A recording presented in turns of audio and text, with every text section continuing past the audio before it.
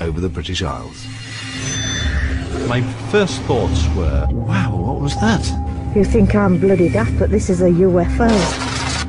In the summer of 2008, reports of flying saucers and other crafts were capturing the headlines again. Over the years, numerous eyewitnesses, including military personnel, police officers, and experienced airline pilots have testified to seeing strange lights in the sky and other mysterious phenomena. 12 o'clock, very bright yellow object. It was nothing like an airplane that I'd ever seen before. It's the brightest light I've ever seen in my life. We could offer no explanation. Many of these UFO sightings remain unexplained to this day. But what or who were they? Could they really be evidence of extraterrestrial life? I thought, what's that? I couldn't believe my eyes. Tonight, we hear firsthand from those who witnessed them and examine the truth behind some of Britain's most celebrated UFO sightings.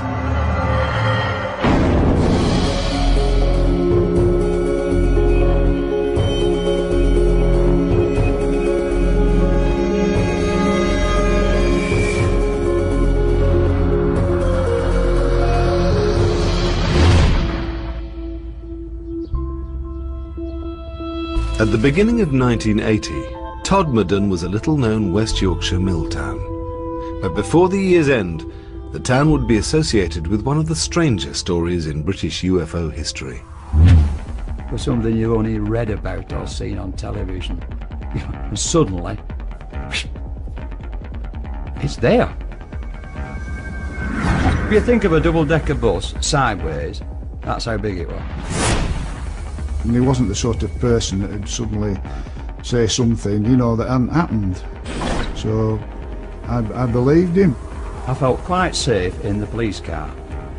Now if somebody got out of it, I'd be bloody scared. The story of a young Yorkshire police officer's sighting of an unidentified object became headline news. I believe Alan Godfrey's telling the truth. If he's lying, he deserves an Oscar. Almost 30 years later, his experience has become part of UFO folklore. I've been a journalist for 50 years and covered quite a few rather strange stories. But the Alan Godfrey story is undoubtedly the most astonishing thing I ever covered. In 1980, Alan Godfrey had been a police officer in the Todmorden area for 6 years. On the night of the 28th of November, he claims to have witnessed something extraordinary.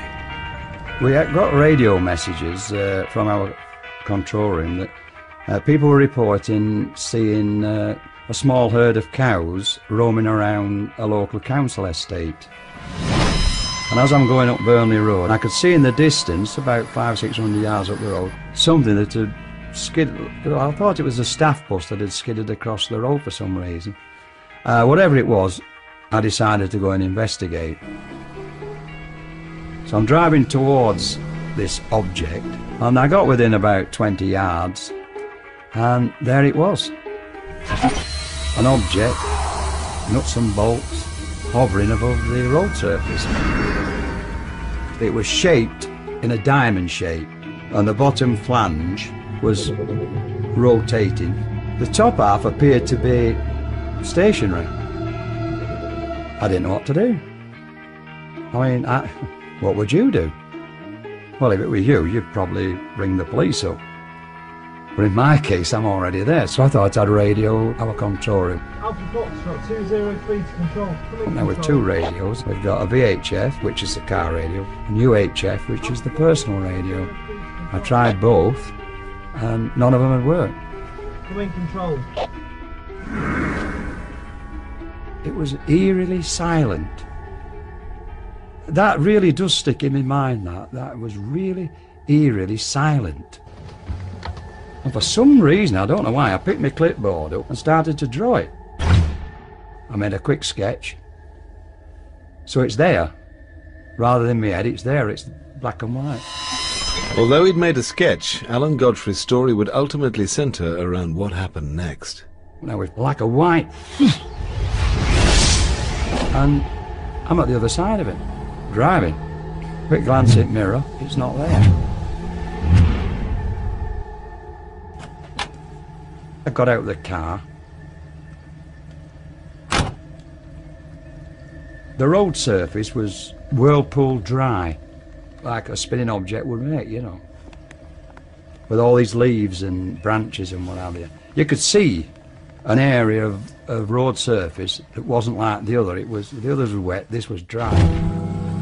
Unsure of what had happened to him, PC Godfrey drove straight back to the police station in Todmorden. When Alan came into the police station, he was very agitated. I says to him, you'll never guess what I've just seen, you know. You won't believe what I've just seen.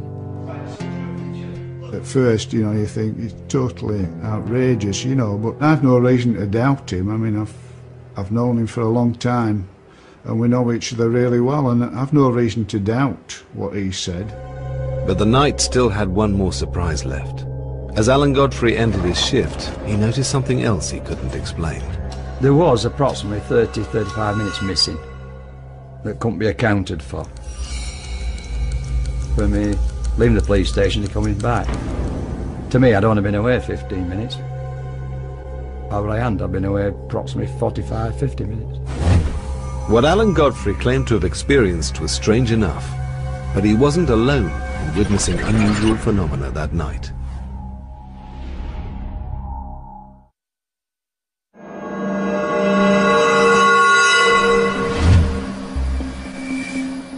On the night of the 28th of November 1980, Police Constable Alan Godfrey was driving through the Pennine town of Todmorden when he witnessed a strange object in the road. It was something you've only read about or seen on television. And suddenly, it's there, in front of you. It was just something out of a science fiction film. It was totally unbelievable. PC Godfrey had no rational explanation for what he'd seen, or for what he discovered later. I had this irritating itch on my foot. The boot on my left foot was split. If that's the sole of the it was split that way. I've no idea why they were split, but when I took it off, I removed my sock, and it was on the instep of my foot, and it was a round circle like that, red. And it was very, very itchy. It wasn't sore, but it was very, very itchy. At work the following day, Alan Godfrey received some surprising news. He hadn't been the only officer who claimed to have seen something strange the previous night. I came on duty, and there was an inspector waiting to see me. I went into the inspector's office, and he then informed me that I wasn't alone, that 3 police officers in Halifax, in fact, had some sort of an encounter the same night. And he was putting a report together, and he wanted a statement of me. Coming out the inspector's office thinking, yeah, right on. 12 miles from Todmorden, on the moors above Halifax, PC's John Porter, Howard Turnpenny and Julie Baxter had been looking for stolen motorbikes. What they witnessed compelled them to make an official report. We parked up, got out, walked down over the fields towards the quarries, and we nearly reached the quarries, and then something, nothing verbally, but something told us to turn, and we turned and just stood. And in the sky was a very cold, and I would describe it as a cold steel blue light. Not flashing, but pulsating. And the hairs on my arms and my neck just stood up. I cannot tell you, in all honesty, how big this thing was, because there was no definite shape to it other than a pulsating steel blue ball. But wherever it went, it was very, very fast. As fast as I'm moving my hand now. A second, a second, a second, a second. And that's how fast it moved, with no noise. Whiskey Delta 40 to Halifax Control. Tried to speak to Halifax on the radio. Nothing. Absolutely dead. I wasn't frightened, I was intrigued as to what this was. But for WPC Julie Baxter, the experience proved unsettling. Julie was scared. There's no doubt about it. She made her feelings very plain. Scared. Howard was like me. He wanted to know what it was. He wanted to see this thing. And for no known reason, it shot off in a big overhead arc towards Todmorden. Whatever it was not of... I can't explain whatever of our making. It was something completely alien to my understanding. And the night was getting even stranger. 2 traffic officers on the moors near Littleborough, 12 miles from both Alan Godfrey and the Halifax patrol, reported seeing a bright pulsating sphere hovering between 2 electricity pylons before it sped off over the hills. In all, 6 separate police officers had witnessed strange phenomena that night. But it was Alan Godfrey's story which caught the attention of both the local press and UFO investigators, many of whom descended on Todmorden in the wake of the sighting. In 1980, Jenny Randalls headed British UFO investigation group Bufora. She was born near Todmorden and has written about British UFO sightings for over 35 years. The Alan Godfrey experience, when it happened, came at the culmination of a whole series of events during the preceding 3 or 4 months that had been occurring in and around that area. They'd been getting stranger and stranger. The Pennines are the backbone of the United Kingdom. The area stretches from the Scottish borders to the Derbyshire Peaks, a distance of 250 miles.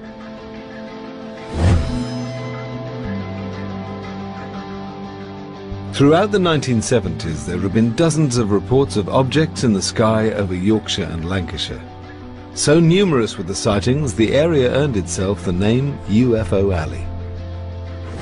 John Sheard was a Yorkshire-based journalist reporting for both the local and national press. This was a time when the whole nation was obsessed with UFO stories. We had reports almost every day up here, particularly in the Pennines, but also throughout the country and in fact throughout the world.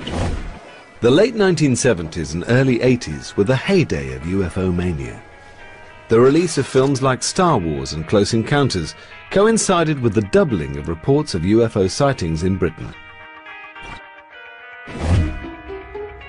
For the time being, news of Alan Godfrey's close encounter had stayed within Todmorden, but it hadn't escaped the attentions of a group of UFO investigators led by Jenny Randalls. When I first met Alan, he struck me immediately as being a very typical, no-nonsense Yorkshire bobby. He would not have reported something like this unless he was absolutely sure in his own mind that it was real. Although there was little physical evidence to support his claims, Alan Godfrey did have a damaged boot. There was a split across the bottom of his boot. There's no question at all that that happened because we were able to immediately photograph it and it was real. There was also the sketch made at the time of the sighting. You just have to try and make a value judgment when you put all the evidence together, what you believe about the credibility of the witness, what the sincerity of the witness's story is, how it holds together again and again over the years. But for Andy Roberts, who has researched hundreds of British UFO sightings, the origin of what PC Godfrey witnessed is relatively straightforward. My personal belief is that he went into some form of altered state of consciousness, whether you call it a trance or something like that. Something triggered that. In his narratives, when he's described what he saw, he always says when he was driving up to it, he thought it was a bus. Now, it's possible that was the point when he slipped into this altered state of consciousness. When he got near it, he was seeing it as a UFO. Interestingly, he describes it as having 2 rows of windows, quite like a bus, actually. And it was on a main road near a bus stop. So it's possible he saw a bus delivering mill workers or picking mill workers up, and in his altered state of consciousness, it had transformed into a UFO. This object I saw was hovering off the ground, had no wheels. It was of a metallic colour and it had black panelling and dark windows. And it certainly wasn't a bus. I know the difference between a bus and what I saw that night. And what of the strange lights witnessed by police officers John Porter, Julie Baxter and Howard Turnpenny just minutes before Alan Godfrey's encounter? Could they have a perfectly rational, scientific explanation? Dr. Ian Griffin worked for NASA on the Hubble telescope project for a decade before returning to the UK to carry out research into the movement of asteroids. He now watches the night skies from his home observatory in Todmorden.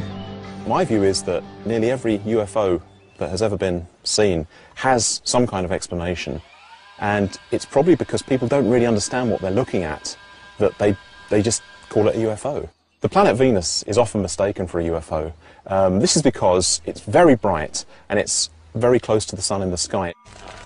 So very often, if you don't know what you're looking at and you see this stonkingly bright light beaming towards you, you think, what on earth is that? Meteors are sometimes mistaken for UFOs as well, caused by a very fast-moving rock entering the Earth's atmosphere high up. As the rock moves through the atmosphere, it ionizes it and causes the gas atoms to glow in different colours. The colours can be green, they can be blue, and sometimes they can even be an orangey-red colour. There are other phenomena which may have existed for as long as the Pennines themselves, and which stem from more natural causes. Could these be the reason for the many sightings in the area, including those of Alan Godfrey and the other police officers in 1980? Dr. David Clarke undertook a major study of the area, known as Project Pennine. It described naturally occurring phenomena that ranged from glowing hillsides to bizarre balls of light. It's known that lights have been seen and reported by people following major earthquakes and earth tremors around the world. So we were interested in checking out whether similar correlations could be made with the lights that had been seen on a regular basis in the Pennines of northern England. Basically, you've got underground huge rock movements going on and rocks crushing against each other and electrons escaping from that movement. People have described seeing these light forms as following valleys or appearing above electricity pylons or even apparently pacing cars. But what may be happening here is that these lights are actually following fault lines or magnetic variations in the local area, and that those movements are interpreted by people who see them as being intelligent, as if it's a piloted craft of some description. In November 1980, PC John Porter and his fellow officers had reported seeing a bright object moving at incredibly high speed. Could it have been a naturally occurring light, or something man-made? Aircraft can actually cause UFO sightings too. Oftentimes they'll have lights that flash under the wings, and viewed from certain angles they can appear to be coming straight towards you or whizzing across the sky relatively quickly. So it's not unknown for an aircraft to cause a UFO sighting. We've all seen aircraft in the sky at night. I've been on nights many years as a police officer. I've seen all sorts moving in the sky. But on this occasion, whatever it was not an aircraft. It was not. There's no way it was an aircraft. Moving too fast and no noise. Air traffic records, both civilian and military, revealed that there were no flights in the area at the time. Routinely, official police reports of UFO sightings would be passed to the Ministry of Defence. As part of the Freedom of Information Act, they've now been released. Dr. David Clarke has been researching official reports into UFO sightings for over 20 years. When the Ministry of Defence files on UFOs from 1980 were opened, I went to the National Archives and immediately went looking for any mention of the sightings in Todmorden in 1980. And straight away I found a copy of the report by the police officers from Halifax, PC John Porter and his colleagues, who'd seen a bright blue ball of light in the sky. But there was absolutely no trace of the report that was made by Alan Godfrey the same night, about 30 minutes later. Maybe they just thought that his sighting was a bit too weird and a bit too disturbing, you know, to pass it on to the ministry. But Alan Godfrey and John Porter were not the first police officers to have made an official report of a UFO sighting. Over the last 3 decades, police officers have contributed to a large proportion of British UFO reports. Gary Heseltine runs a database of UFO sightings made by both serving and retired police officers. It's my belief that police officer testimony is of a very high calibre. There is no reason to think that these officers are mistaken because of their training, and I believe that police officer testimony should be regarded very highly in the world of the way we treat UFOs. Police officers do see quite a lot of UFOs, and that's because they spend an awful lot of time out at night, often by themselves, often in remote areas like up on moors, industrial estates, places where there are not much ground light. You can see things in the sky, so anything that's up there, explicable or inexplicable, will be seen by police officers. Between 1970 and 2000 alone, there were more than 700 UFO sightings made by serving police officers. Clearly, police officers aren't going to make an official report about something they've seen in the sky in a frivolous way. But it's not something that they would do lightly, because it has all kinds of impacts upon their career and whether they're taken seriously or not. 15th of August 1975, 2 uniformed police officers observed a bright lighted UFO heading in the direction of Hayward. The uniformed officers saw a huge UFO. 2 on-duty uniformed police officers, including a Chief Superintendent Hobson, were en route 2:15 hours, Crofton, Wakefield, West Yorkshire. PC Patrick Tunney was checking on a couple of shops during the early hours of a winter's morning when he suddenly noticed 3 green lights approaching from around a mile distant. Wakefield lies on the very edge of the Pennines, 30 miles from Todmorden. At the time of his sighting in 1976, PC Patrick Tunney was a well-respected police officer with over 20 years' experience. I thought at first it was an helicopter having trouble, and we were looking at it. I thought, there's no noise, no engine noise, nothing. Just these 3 lights drifting towards me at about, say, between 100 and 150 feet high. The next minute, it didn't slow down, it didn't increase, and suddenly it turned to its left, and then it accelerated at a speed I've never seen up with that fast in my life. All it was a streak of light, and that was it, gone. Could what PC Tunney saw have been an aircraft, meteor, or even a naturally occurring ball of light? And could any of these account for what Alan Godfrey claimed to have experienced in November 1980? Whatever the explanation, within a few months, Alan Godfrey's story would take a much more bizarre turn.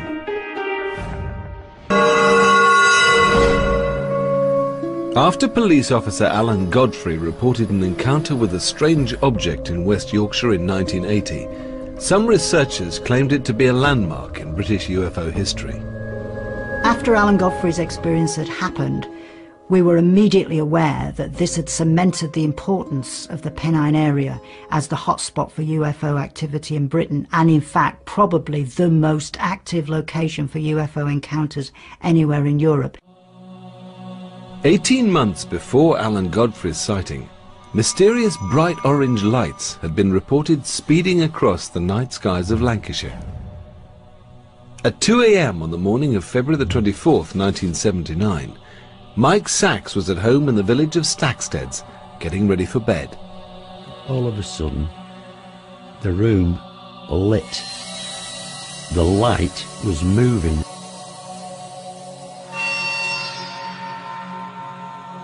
I rushed to the window to be confronted with this huge ovoid, about 8-10 foot across, light, all diffused around the edges. It was pulsing, brilliant to intense, very orangey white. There was no sound. I remember that distinctly. We were in awe at this. We couldn't believe what we were seeing. It slowly descended out of sight into the quarry.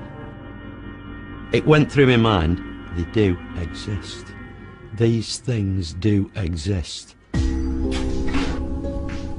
And Mike Sachs wasn't the only witness to the mysterious object. Local farmer Alf Kime, then 19, was out working with another farmhand when he too saw something strange in the sky. We thought we were a shooting star flying down, and this building blocked it, so we shot past the building to see it.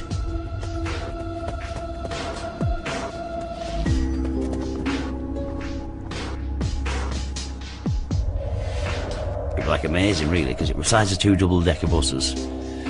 and it was sort of like spinning round, like changing colours, a lot of orange.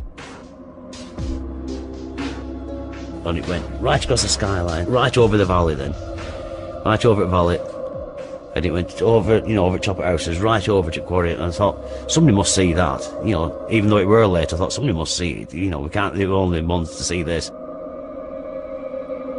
I immediately phoned Baker Police,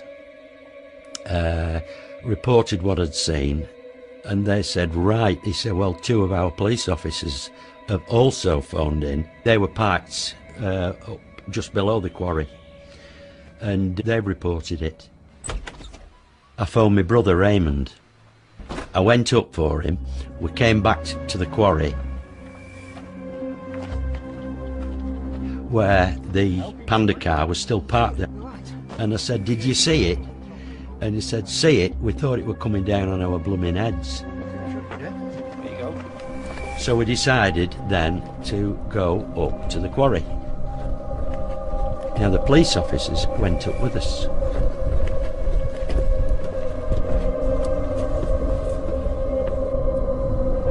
But there was nothing to be seen. By 3 a.m, Alf Kime had arrived home. When we got back that night, my dad said, is everything all right? You know, the cow's all right? And I said, yeah, everything's perfect. I said, but we've seen a flying saucer, or something to that description. And he said, don't be somebody daft. What have you been smoking? And obviously he was laughing to himself. And he said, have you been drinking? And Mike shouted out, no, he said, we've actually seen it. You know, we've seen some of it anyway. He said, all right, I'll see you in the morning then. That night, between 2:30 and 2:50 a.m, there were a dozen separate sightings reported throughout Lancashire and as far west as Merseyside. The reports varied from fiercely bright orange orbs to the oval-shaped craft seen by Mike Sachs and Alf Kime. The following week, when he shouted in local free press, you didn't feel as daft as really telling, you know, because we'd told this story and you could see people didn't believe you when you were telling it, because, you know, I don't think I'd believe it myself, really. If the oval-shaped craft seemed inexplicable, what were the bright orange lights seen shooting across the sky that night? Astronomer Dr. Ian Griffin may have one explanation. Since the dawn of the space age, several thousand objects have been launched into space. And the re-entry of a satellite can cause a bright flash of light in the sky. And certainly big satellites, for example Skylab in the late 1970s, or the Mir station in the 1990s, when they entered the Earth's atmosphere, they looked like tremendous fireballs with bits breaking off. So oftentimes, yes, space junk can cause UFO sightings.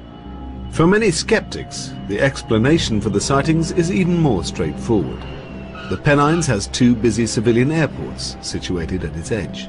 There was a huge explosion of air travel in the 70s and 80s, and that led to the expansion of Manchester Airport, of Leeds Bradford Airport, and international aeroplanes. Now, the Pennines, quite wild, it's very dark at night, and if you see an aircraft in the sky through unusual weather conditions or coming into land or taking off, its beams, its light configuration can appear very, very strange. And I think that's largely been the result of why there have been so many UFO sightings over the Pennines from the 1970s onwards.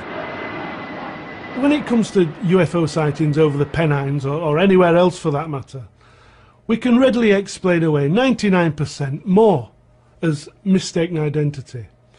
But it leaves that niggling little number every time that no matter how much research, no matter how much you try, you can't get rid of these particular cases. And after a lot of legwork, they still remain unexplained. There was another possible explanation, that the lights in the sky being witnessed that night were connected with some secret Cold War military operation. After some of his constituents had reported seeing the lights, the MP for Ormskirk even raised the question in Parliament. On the 12th of June 1979, the Ministry of Defence issued a statement. It said that a US Air Force exercise had taken place between the 21st and 24th of February, during which fighter aircraft had been flying at very low levels throughout the British Isles. Were both Alf Kime and Mike Sachs simply witnesses to a routine military manoeuvre? We get many aircraft flying over the valley, all different shapes and sizes, air cargo, passenger, military. this was totally unlike anything I've ever seen in my life. I can only conclude, and I don't say this lightly, it is extraterrestrial. We can never rule out military technology, but I think in this case it looks as if something genuinely unidentified was present in the Pennines that night. Whatever the source of the strange lights seen over Lancashire, PC Alan Godfrey's experience continued to fascinate the UFO community. After Alan Godfrey's sighting in Todmorden, he claimed to have lost some 30 minutes in time. The only physical evidence of his encounter, a damaged boot and a sketch he'd made at the time. In an attempt to find out more, UFO investigators suggested a radical idea. And they contacted me and asked me, would I be willing to go under hypnotic regression? I declined straight away. I wasn't sure, you know. I thought, what is hypnotic regression? The only hypnosis I'd ever seen was on television, on a stage, you know, where they make fun of you. Eventually, Alan Godfrey was persuaded to undergo hypnosis, which was conducted by two psychiatrists, Dr. Jaffe and Professor Blair.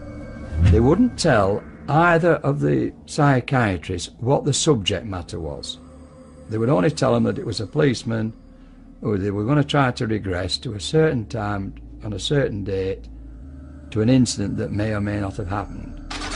Mike Sachs, whose interest in UFOs had been sparked by his own experiences the previous year, was present at the sessions. The atmosphere in the room was absolutely electric as Alan is relating this series of events. All of a sudden, and under hypnosis, he goes and covers his eyes. Then somehow he's floating and he's taken into this room. I have no recollection whatsoever what went on during that hypnotic regression. Under hypnosis, Alan Godfrey's claims grew more bizarre. Not only had he witnessed a UFO, he'd also come into contact with alien beings. In UFO terminology, he had been abducted. We were actually present at possibly one of the first abduction cases that has happened in the UK. Whatever Alan Godfrey had experienced in November 1980, and whatever had happened to the missing 30 minutes, the latest revelations seem scarcely credible. UFO abductions, very big in America, not so big in Britain. A handful of people allegedly being abducted by UFOs. So when you get a policeman seeing a UFO, later coming out under hypnosis with the story he was abducted, you've got something that's quite solid there, and people have latched onto it as being, you know, a real event. I'm asking myself, did that really happen? No, I couldn't have done. I don't believe it. But why am I saying it? Psychologist Chris French has conducted several studies in the area of so-called paranormal experiences. There are a number of different factors which seem to play a role in people reporting that they've had an alien abduction experience. Very often there is some initial triggering event, like, say, an episode of sleep paralysis or missing time, that leads people to believe they may have been abducted by aliens. What's probably happening is that they are getting confused between things that are happening in here and things that are happening in external reality, and basically as a result they're having sometimes hallucinatory experiences, sometimes false memories, but that's leading them to believe that they've had these alien encounters. But it wasn't just Alan Godfrey's supposed abduction that intrigued ufologists. The investigators also discovered a connection to another unsolved local mystery, one they believed could have extraterrestrial origins. 6 months before his UFO sighting, Alan Godfrey and colleague Malcolm Agley had received a call about a body found at a local coal yard. He received a radio message that found a body at Todmorden railway station, so I attended with PC Alan Godfrey. Well, someone instinctively tells you there's something not right. You know, you come across dead bodies all the time, it sounds like, but you do. It was lying on his back, just staring up into the sky. There's no disturbance of the call, you know, to say how he got there. I just can't explain it at all. It was being treated as a crime scene. I think everybody at that stage thought it was a crime. That's how obvious it was. Why would a man climb a stack of coal, lie down on his back on top and die? The body was that of a Polish émigré named Zygmunt Adamski, a former miner who'd moved to the UK after the Second World War and had settled in Wakefield, 20 miles from where he was found. To me, I don't think he'd died there. I think he'd been put there. It looked to me as if he had anyway. The evidence was inconclusive. You'd expect if somebody had been lying on the belly or climbed up the coal, it'd be covered in coal dust. It'd been raining, it'd stick to him like glue. There was no visual coal on him, on the front of him, anywhere, either on his face or anything. And he had these black marks that transpired to be burn marks round the back of the head, and there was one at the nape of the neck here, like an open wound, like a blistering wound, and it had had an ointment applied to it.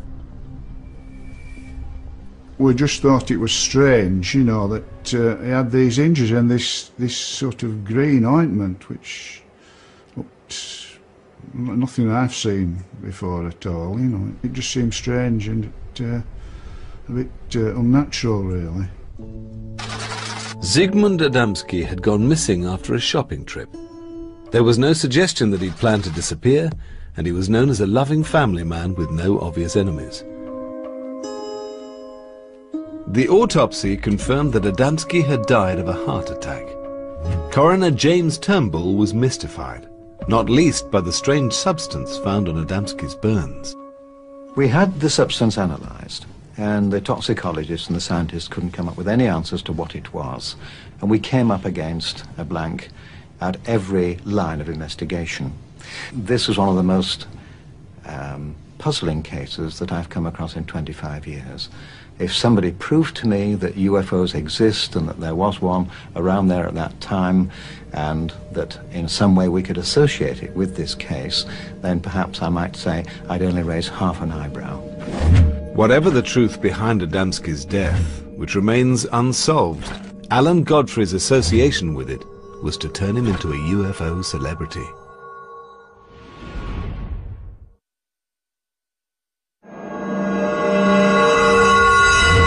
In November 1980, PC Alan Godfrey had witnessed a mysterious object whilst on patrol in Todmorden.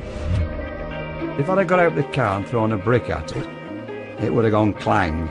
That's how real it was.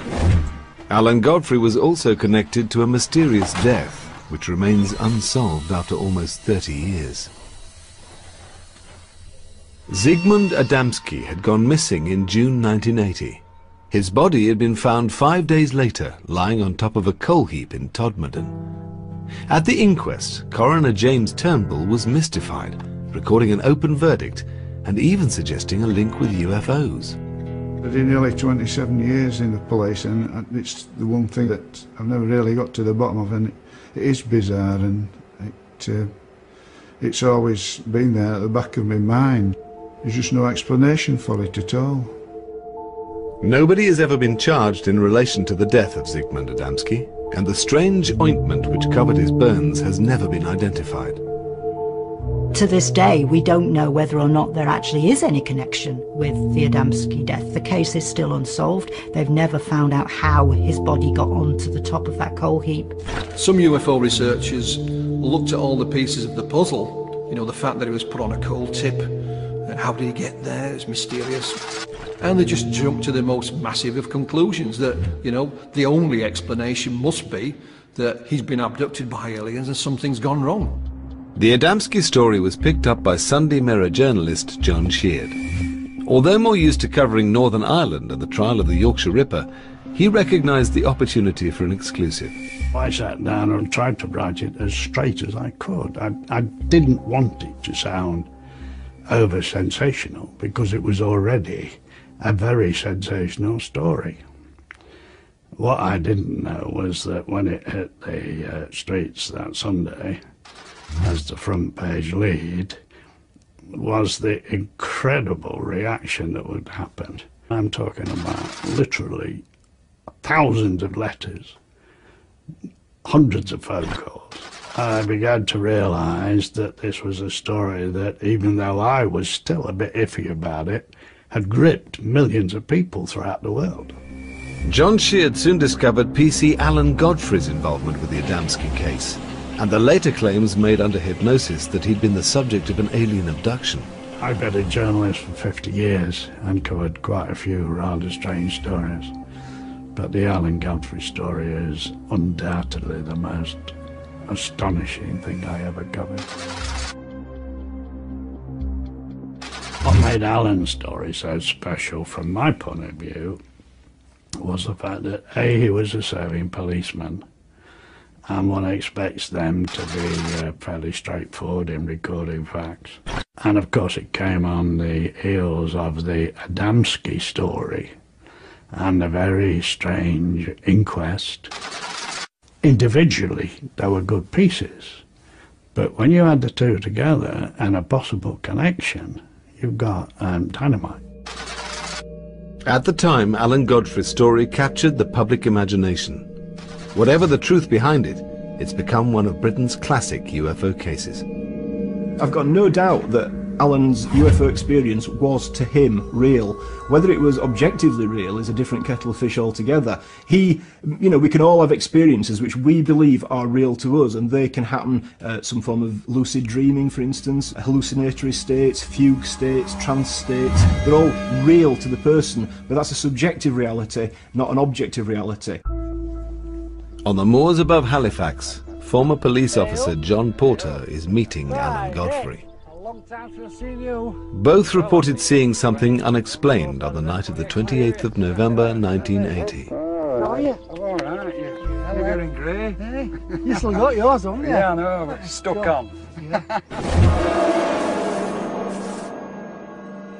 It was only when I found out about you lads Yeah. that it made me feel a lot more comfortable. Yeah. You know, because... I can understand that. Do you know what I'm on about? Three of us can't be wrong. Three of you can't be wrong. Three of us cannot be wrong. Three of us saw what we saw. Exactly. Now, I was on my own. Yeah. And I've been told I would Yeah, hallucinate. Whatever. I've had all this. And another one, I was told I'd fallen asleep at the wheel. Absolutely. And I'm driving, but you know what I mean, I'm driving. I know. I mean, I'd only left the police station 5 minutes earlier, you know. Alan has never changed his story. He's a very down-to-earth gentleman, and he had more to lose than to gain by relating such an incident. And that's why Alan's story goes down as a classic close encounter from the UK. The Pennines continue to be fertile ground for strange phenomena. The numbers of reported UFO sightings are nowhere near those of the late 1970s and 80s, but they do still happen. If you look at the number of sightings that have been reported over the years, you know, we appear to be absolutely swamped with aliens. You know, that the whole planet must be swarming with their ships as they're racing across the universe to visit us. It simply does not add up. I have not come across a UFO that cannot be explained when you go through the various things that it possibly could be. If you know the sky, you can understand what you're seeing. But for many who experienced their own close encounter, the passing of time hasn't diminished the impact. I have to say, after this experience, in all honesty, I believe there's something out there other than us. Every night I go out, I'm looking up, and I've never seen anything since, but, you know, it is there. There's no doubt about it. Where they come from, why they're here, I wouldn't know, but they are here. Alan Godfrey left the police force in 1985.